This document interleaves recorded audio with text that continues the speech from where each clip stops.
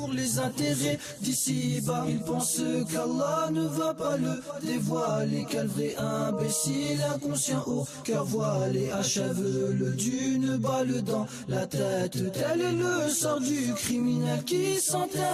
Avance, avance, avance, avance, sans jamais reculer. Comment réagissent les New-Yorkais? La correspondance depuis New York de David Benaïm. Une vidéo de Daesh diffusée juste après les attentats de Paris promettait déjà d'attaquer l'Amérique en son cœur, à Washington. Mais c'est la première fois qu'un film de propagande cible directement New York et plus spécifiquement Times Square, avec des images de Manhattan apparemment tournées en avril, mettant en scène un kamikaze prêt à déclencher sa ceinture d'explosifs au milieu de la foule, au centre névralgique de la vie touristique de la ville. New York qui a vécu ces attentats de Paris vendredi de façon très solidaire, bien évidemment.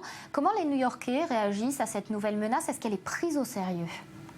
La menace est prise très au sérieux. La présence policière est de plus en plus visible. Depuis samedi, 500 hommes spécialement équipés et formés à la menace antiterroriste ont été déployés dans les rues de Manhattan. Des contrôles d'un nouveau genre ont lieu dans le métro avec un dispositif aléatoire de fouille et de détection d'explosifs comme on a l'habitude de voir dans les aéroports. Le maire de New York, Bill de Blasio, s'est exprimé cette nuit en direct de Times Square pour rassurer. Je vous propose de l'écouter. Les New-Yorkais ne sont pas intimidés. Nous comprenons que c'est l'objectif des terroristes d'intimider et de faire s'effondrer notre société démocratique. Mais nous ne nous soumettrons pas à leur aspiration. Comme vous le voyez, même à cette heure tardive, les New-Yorkais continuent à vivre normalement. J'encourage tous les résidents de la ville à ne rien changer à leur quotidien. À cette heure, il n'y a aucune menace crédible et spécifique contre New York. La police travaille en étroite collaboration avec le FBI et nos autres partenaires fédéraux. Et à nouveau, je répète, il n'y a pas de menace crédible et spécifique sur la ville.